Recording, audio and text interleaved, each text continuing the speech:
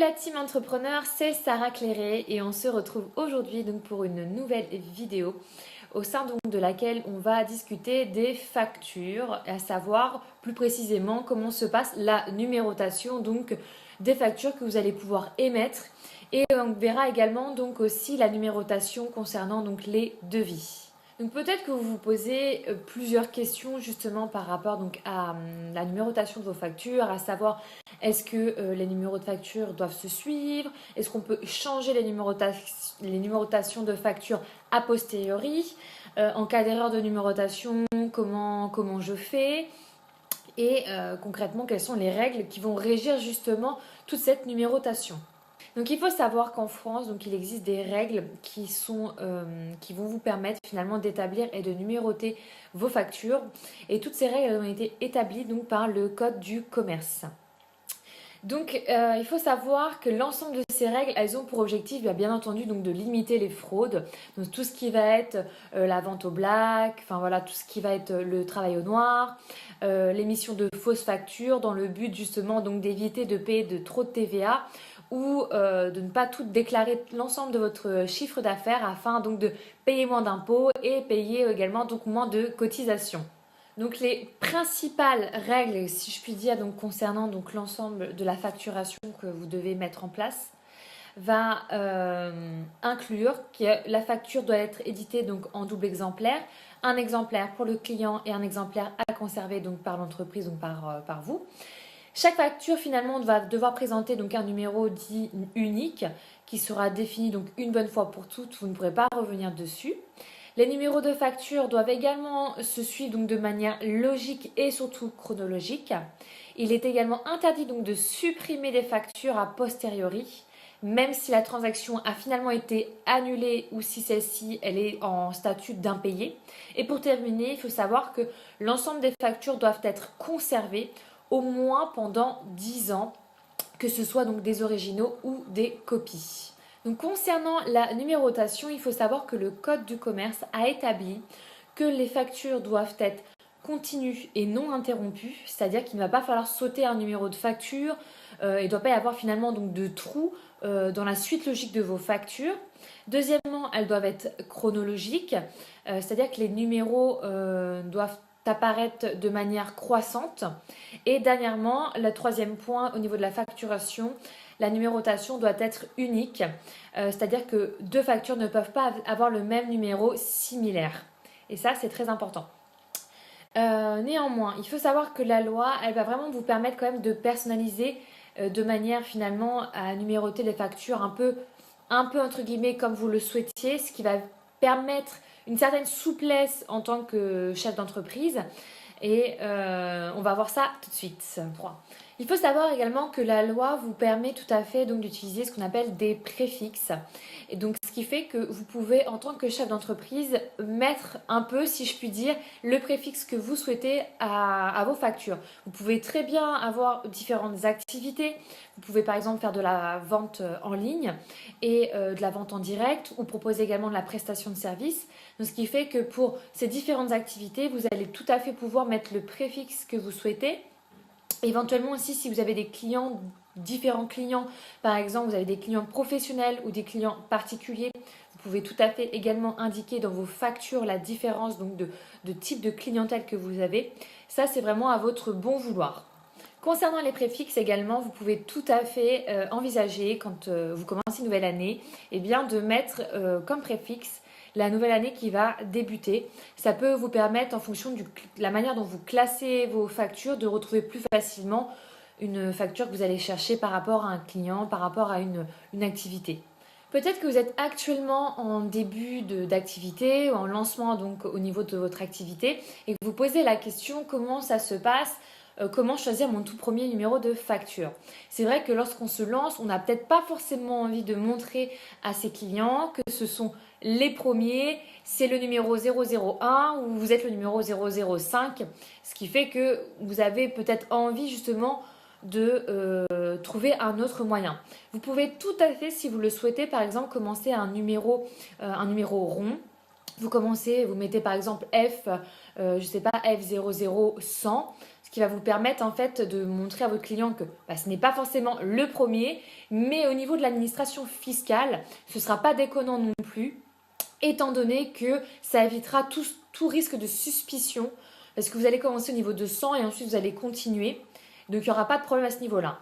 Pour celles et ceux qui se posent la question s'il est tout à fait possible d'envisager donc un changement de numérotation, donc de facture, la réponse est bien entendu que oui. Vous pouvez tout à fait décider à un moment donné de changer votre système de numérotation de facture, mais attention quand même de bien repartir sur un système tout à fait cohérent et également chronologique, car si vous ne faites pas ça, un changement exceptionnel envisagé peut tout à fait en fait au niveau de l'administration fiscale leur mettre la puce à l'oreille en se disant mais qu'est-ce qui se passe, pourquoi il y a un tel changement.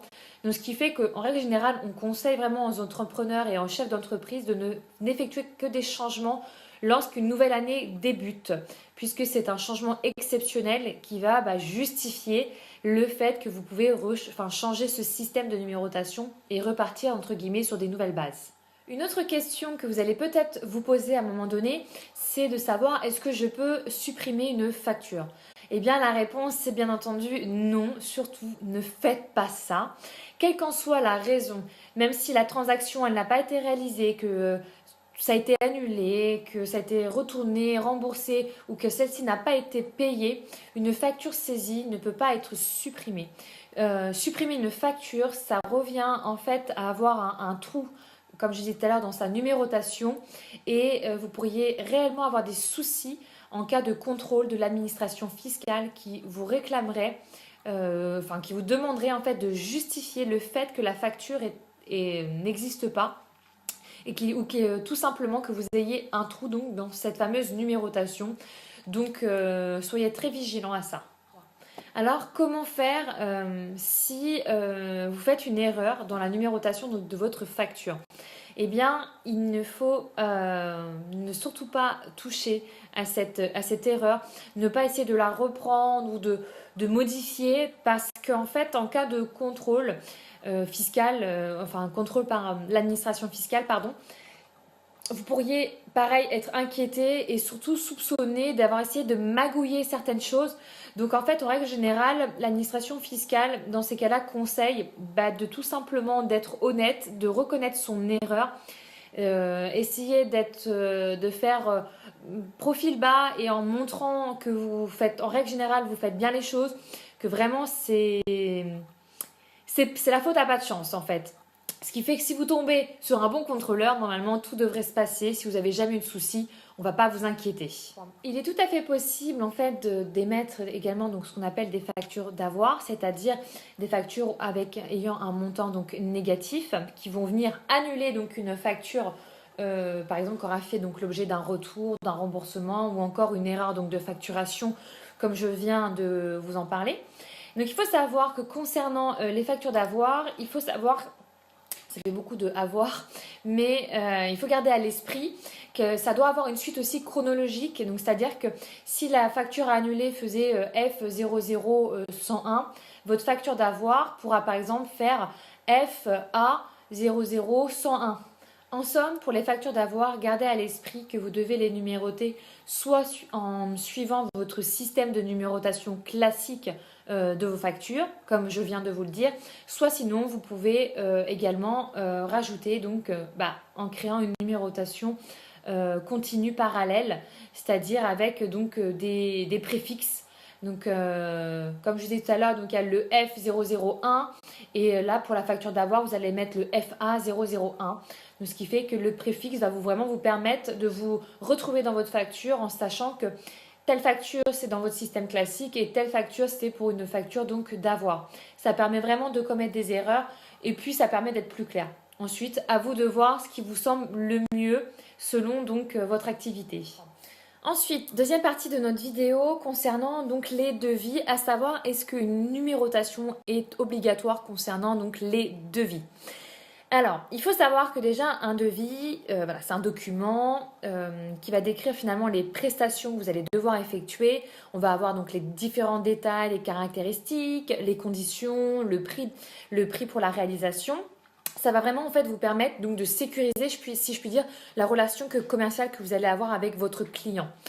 Dans certains cas, l'établissement d'un devis devient obligatoire. Donc il y a plusieurs cas, les transactions au-delà de 1 500 €, les travaux de dépannage à montant au-delà de 150 €, les prestations de service à la personne au-delà de 100 €, les prestations de déménagement et les dépassements d'honoraires des professionnels de la santé au-delà de 70 €. Et n'oubliez pas, un devis doit comporter certaines mentions obligatoires telles que les coordonnées donc, des différentes parties, la date, les prix proposés, le montant total, les conditions de paiement, la durée de validité du devis, les numéros d'assurance décennale pour les artisans, etc., etc. Donc faites très attention. Ensuite, pour répondre finalement à notre question concernant la numérotation, la réponse est non. Et aucune numérotation n'est obligatoire en ce qui concerne donc les devis que vous allez émettre. Contrairement donc aux factures comme on vient de voir qui elles nécessitent obligatoirement donc une numérotation qui respecte les règles de l'art. Néanmoins, si je peux vous donner quelques petits conseils concernant l'établissement de vos devis, il est quand même préférable de mettre en place une numérotation logique et unique, tout simplement déjà pour se retrouver sur le plan administratif. Quand vous allez par exemple rechercher certains devis, c'est préférable d'avoir cette logique de numérotation pour éviter justement qu'il y ait confusion, qu'il y ait des mélanges. Deuxièmement, ne supprimez pas un devis qui finalement n'aurait pas abouti. Conservez quand même, c'est préférable. Mieux vaut toujours conserver ces documents. Également, n'hésitez pas à utiliser donc des préfixes spécifiques, surtout au niveau donc de l'année. Ça peut vraiment vous permettre donc justement, comme je disais tout à l'heure, de vous retrouver dans la gestion donc de vos devis. Mais attention, utilisez des préfixes qui seront différents de vos factures pour ne pas vous mélanger les pinceaux entre les deux. Conseillez donc de conserver ces devis pendant 3 ans. Donc voilà, si vous n'avez pas envie de vous enquiquiner avec de la paperasse chez vous, ce que je peux tout à fait comprendre, pensez à les numériser, à les stocker sur votre PC, ça prend beaucoup moins de place. Dernière chose, on m'a souvent posé la question à savoir est-ce qu'il est tout à fait possible d'établir des factures ou des devis sur Excel. La réponse est oui, vous pouvez tout à fait suivre vos factures sur Excel, vos devis également. Pour ceux que ça intéresse, n'hésitez pas à aller faire un tour sur mon site internet. Je propose justement ce type d'outils déjà établi, déjà préconçu pour que vous ayez juste à enregistrer vos informations sur mes différents programmes de formation et plus précisément sur la comptabilité. Voilà pour notre petite vidéo. N'hésitez pas à poser vos questions donc en barre de commentaires, je me ferai un plaisir d'y répondre. Également aussi, pensez à vous abonner pour recevoir donc les notifications des prochaines vidéos.